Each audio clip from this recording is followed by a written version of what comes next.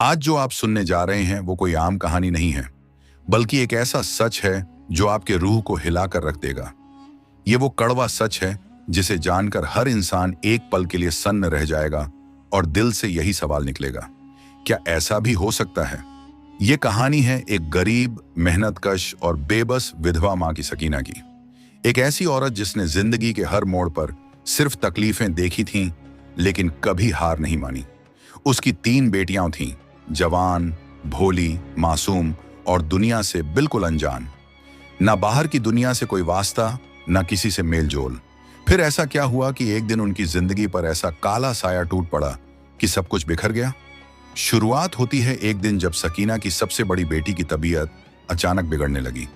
सकीना उसे शहर के अस्पताल लेकर गई। वहां जो रिपोर्ट आई उसने सकीना की जिंदगी को जैसे जड़ से हिला दिया। डॉक्टर ने कहा, आपकी बेटी मां बनने वाली है।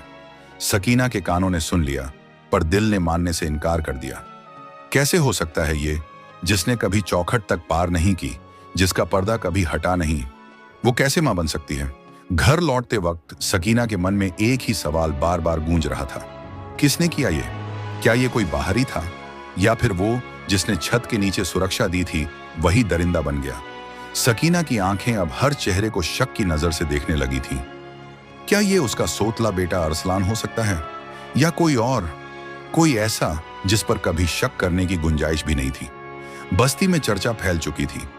लोग दबी जुबान में सवाल कर रहे थे, लेकिन जवाब किसी के पास नहीं था।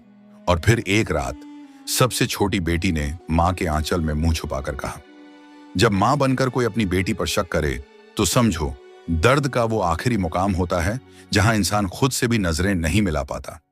सकीना ने अपनी बड़ी बेटी की बात सुनते ही गुस्से में उसे डांट दिया। झूठ बोलती है तू, कुछ ना कुछ किया होगा, कैसे भरोसा करूं मैं? बेटी की आंखों से आंसू बहते रहे। वो सिर्फ इतना कहती रही, अम्मी, खुदा की कसम मुझे कुछ भी याद नहीं, किसी ने मुझे नहीं छुआ, मुझे नहीं पता ये सब कैसे हुआ है।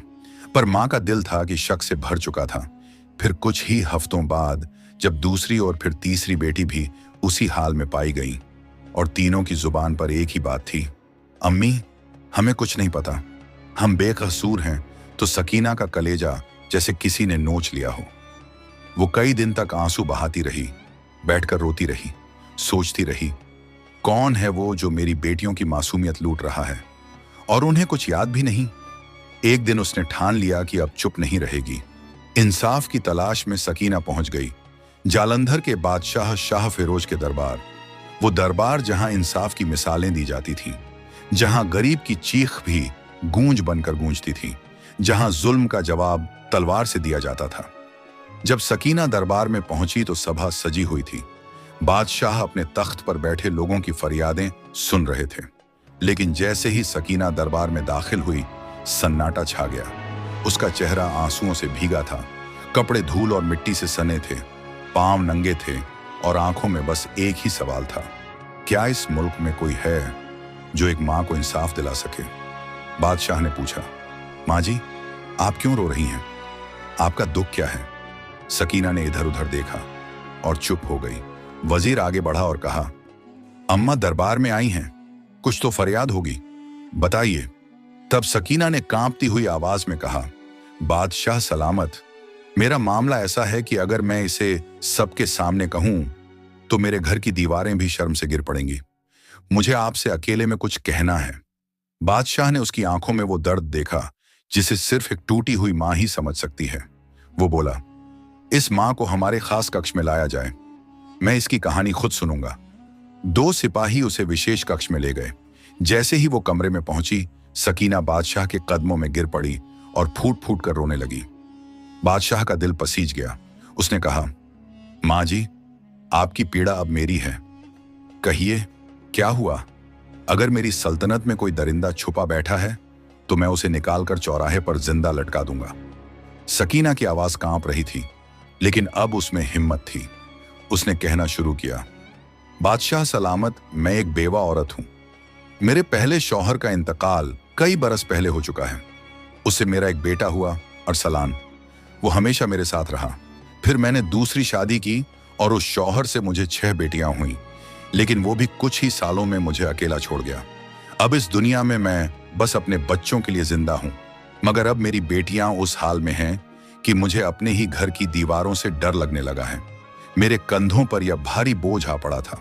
बादशाह सलामत, मैं दिन रात लोगों के घरों में झाड़ू पोछा करती, बर्तन धोती और जो थोड़ा बहुत खाना या चंद सिक्के मिलते उसी से बच्चों का पेट पालती थी।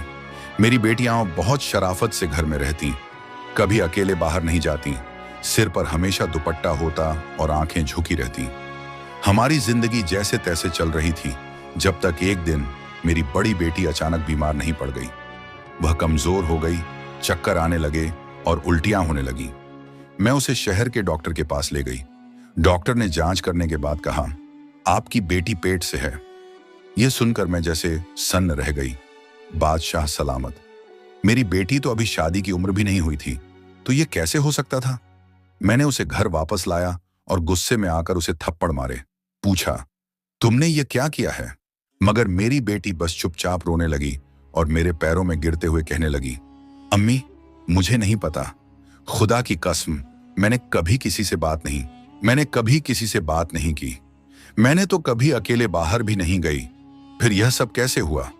बादशाह सलामत, वह मेरी बेटी है, मैंने उसे पाला है, उसकी आंखों में मुझे झूठ नहीं दिखता और मैंने महसूस किया कि वह सच बोल रही थी। हम चुपचाप बैठ गए। उसकी हालत और उसकी बातों ने मुझे विश्वास दिलाया। कुछ समय बाद उसकी गोद में एक बच्चा आया और हमने उसे भी अपनाया। लेकिन कुछ ही महीनों बाद मेरी दूसरी बेटी की तबीयत भी बिगड़ने लगी।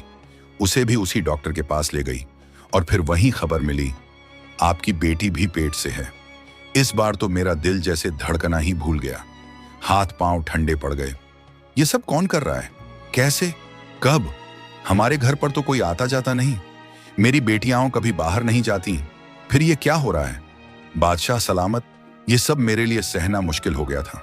कुछ समय बाद मेरी तीसरी बेटी की तबीयत भी बिगड़ गई और वह भी गर्भवती निकली।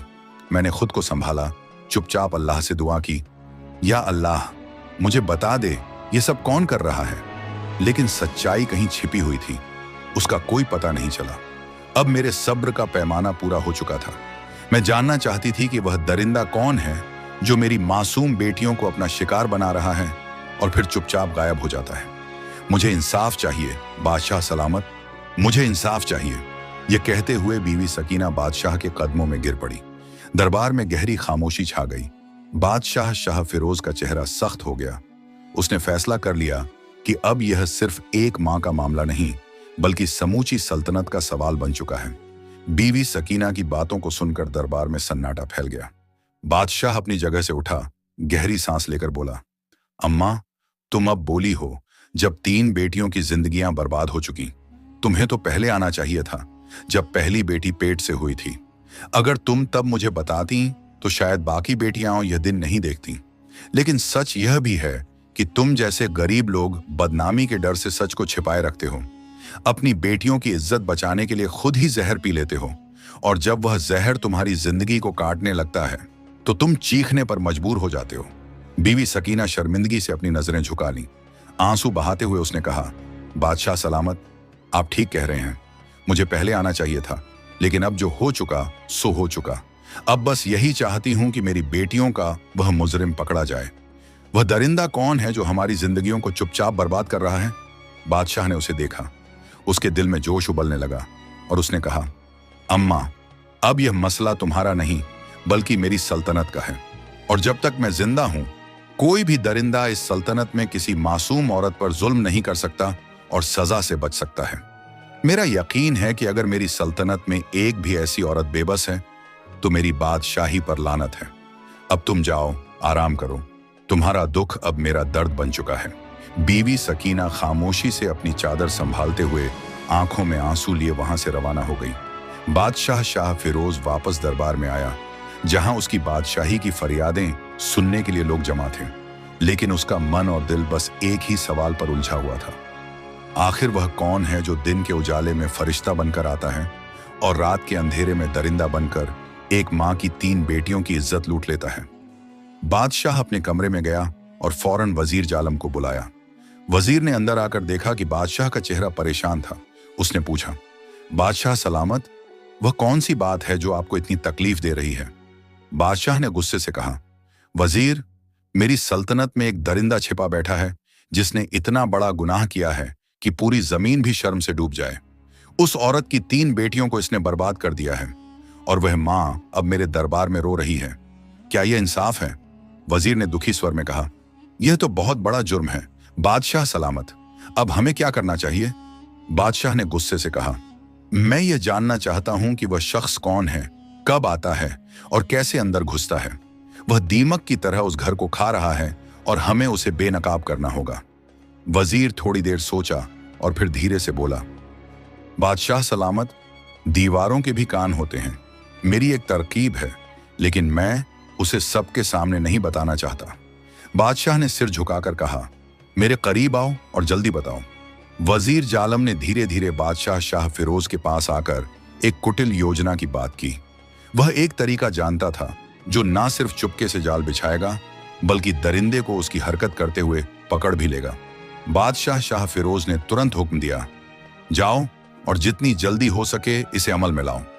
उस रात वजीर जालम एक कुत्ता लेकर बीबी सकीना के घर पहुंचा। उसने दरवाजा खटखटाया। बीबी सकीना ने दरवाजा खोला और हैरान होकर बोली, वजीर साहब, आप इस वक्त यहां? वजीर जालम ने गंभीरता से कहा, अम्मा, जो दुख आप बादशाह सलामत को सुनाकर आई थीं, उसके बाद वह रात भर नहीं सो सके। अब हम उस दरिंदे का पता लगाएंगे, बस थोड़ा सा समय देना होगा। वजीर जालम के हाथ में कुत्ता देखकर बीबी सकीना और भी हैरान हो गई और पूछा, वजीर साहब, ये कुत्ता क्यों लाए हो? आप इसका क्या करोगे? वजीर जालम ने नरम लेकिन गंभीर आवाज में जवाब दिया, अम्मा, बस मुझे घर के अंदर ले आओ, सब कुछ समझा दूंगा। बीवी सकीना ने दरवाजा खोला और वजीर जालम घर के अंदर आया। फिर उसने धीरे से कहना शुरू किया, आज रात हम इस कुत्ते की मदद से उस दरिंदे को बेनकाब करेंगे। तुम सबको खामोश रहना होगा, जैसे कि तुम नहीं जानती हो कि कुछ हो रहा है। अगर हमारी चाल सफल हुई तो हम उस जालिम को पकड़ लेंगे। यह कहकर वजीर जालम ने कुत्ते को घर के आंगन में उस जगह पर बांध दिया जहां से कोई छत से कूद सकता था। फिर उसने सभी को समझाया, आज रात कोई भी चीखेगा नहीं, सिर्फ देखना है और सहना है। हमने इस कुत्ते को इसलिए रखा है ताकि जैसे ही वह दरिंदा घर में दाखिल हो, कुत्ता उस पर भौंकेगा और हमारे सैनिक तुरंत कार्यवाही करेंगे। वजीर जालम ने 2 मुहाफिजों को आदेश दिया कि वे घर के आसपास छुपकर पहरा दें। बीवी सकीना और उसकी 3 बेटियों को तसल्ली देकर वह वहां से लौट आया और सीधे महल जाकर बादशाह शाह फिरोज के सामने पेश हुआ। बादशाह शाह फिरोज ने गहरी चिंता के साथ पूछा, मंत्री जालम, क्या जाल तैयार हो गया? मंत्री जालम ने सिर झुकाकर कहा, जी बादशाह सलामत, सब वैसा ही किया है जैसा आप चाहते थे। अब अगर वह दरिंदा आज भी आया तो वह बच नहीं सकेगा। बादशाह शाह फिरोज ने गहरी सांस ली और कहा, मंत्री जालम, मुझे नींद नहीं आ सकती जब तक इस जालिम को सजा नहीं दे देता। मेरी सल्तनत में कमजोर औरतें नहीं रो सकती, यह मैं बिल्कुल बर्दाश्त नहीं कर सकता। रात का वक्त करीब आ चुका था और पूरे गांव में सन्नाटा छा चुका था।